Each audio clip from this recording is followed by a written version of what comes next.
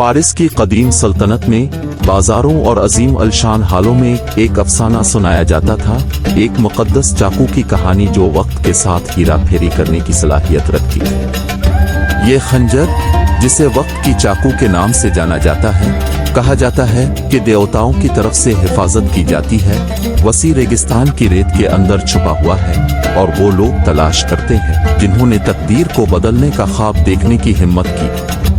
एक बहादुर रूह थी जिसका दिल सहराई सूरज की तरह शदीद था और एक तजस्सुस जिसकी कोई हद नहीं थी।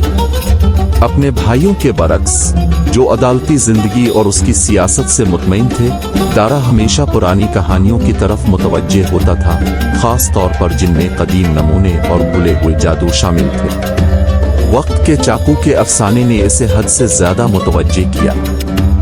एक शाम जब चांद ने महल पर अपनी चांदी की रोशनी डाली, दारा अपने हुजरे की बालकोनी में खड़ा सहरा की लामुत्तनाही वसत को देख रहा था। उसका काबिल एतमाद सरपरस्त साइरस खामोशी से इसके पास आए। अभी भी चाकू का ख्वाब देख रहे हो मेरे शहजादे? साइरस ने पूछा, इसके तपते हुए चेहरे पर जानती हुई मुस्कुराहट। डीरेस पलटा, उसकी आंखों में अज़्म चमक रहा था। मुझे उसे ढूंढना चाहिए साइरस। तसव्वुर कीजिए कि ये कितना अच्छा कर सकता है। हम माजी की गलतियों को दुरुस्त कर सकते हैं, जंगों को रोक सकते हैं, जाने बचा सकते हैं। साइरस ने सर हिलाया, हालांकि इसका लहजा उदास था। लेकिन याद रखो दारा, देवता अपने खजानों से हल्के से अलग नहीं होते। सफर खतरनाक होगा और कीमत बहुत ज्यादा हो सकती है। दारा ने अगली सुबह अपनी तलाश शुरू की। वो वफादार जंगजुओं के एक छोटे से गिरोह के साथ निकलकर सहरा की गहराई में चला गया।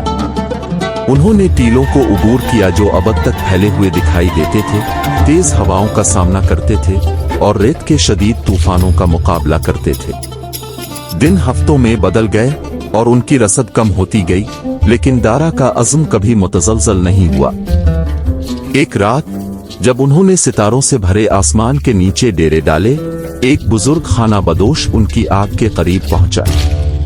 इसकी आंखें कदीम हिकमत से चमक उठीं और वो सदियों का वजन उठाए हुए आवाज में बोला, मैं जानता हूं कि तुम क्या ढूंढ रहे हो शहजादा डीरेस। खाना बदोश ने कहा, वक्त की चाकू अबदियत के मंदिर के अंदर है, वक्त की रेत के नीचे दफन है। बहुत कम लोगों ने उसे तलाश किया है और बहुत कम वापस आए।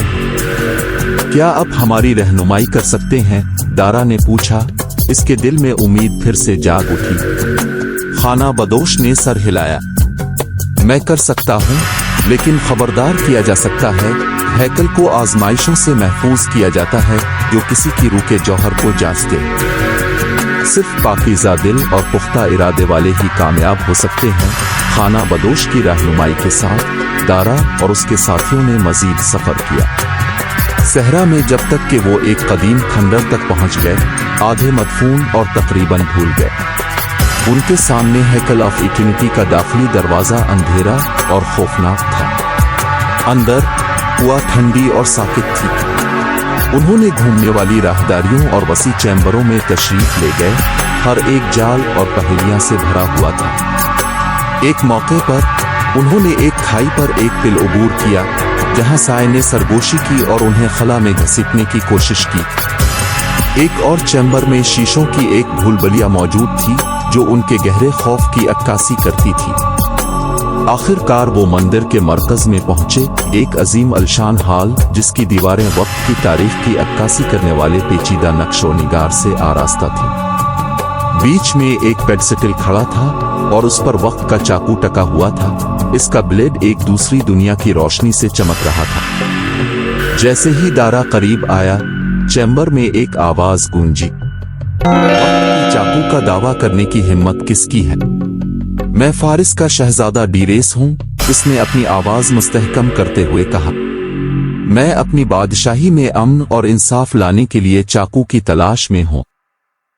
आवाज ने तकरीबन खुश होते हुए जवाब दिया, वक्त की ताकत को संभालने के लिए बड़ी जिम्मेदारी उठानी पड़ती है। क्या आप उसकी कीमत अदा करने को तैयार हैं? दारा ने बगैर किसी हिचकिचाहट के जवाब दिया, हाँ। जिस लम्हे इसने चाकू को पकड़ा वो अंधा हो गया। रोशनी ने उसे घेर लिया। इसकी आंखों के सामने माजी, हाल और मुस्तकबिल के नजारे चमक रहे थे। उसने अपनी बादशाही, अपने खानदान और हर इंतखाब के नताइज देखे जो वो कर सकता है। रोशनी खत्म होने पर दारा हॉल में अकेला खड़ा था। इसके हाथ में चाकू गर्म था। इसके साथी ऐसे चले गए जैसे वो कभी थे ही नहीं। वो अब समझ गया चाकू के लिए जाती कुर्बानी दरकार थी। फारिस वापस आकर दारा ने वक्त की चाकू को समझदारी से इस्तेमाल किया। उसने आफात को टाल दिया, तनाज़ात शुरू होने से पहले ही खत्म किए और अपने लोगों को बेमिसाल खुशहाली के दौर में ले गए। ताहम चाकू ने भी अपने टूल को दुरुस्त किया। हर एक इस्तेमाल ने इसकी जिंदगी की कुव्वत को थोड़ा सा खत्म कर दिया। वो वक्त से पहले बूढ़ा हो गया।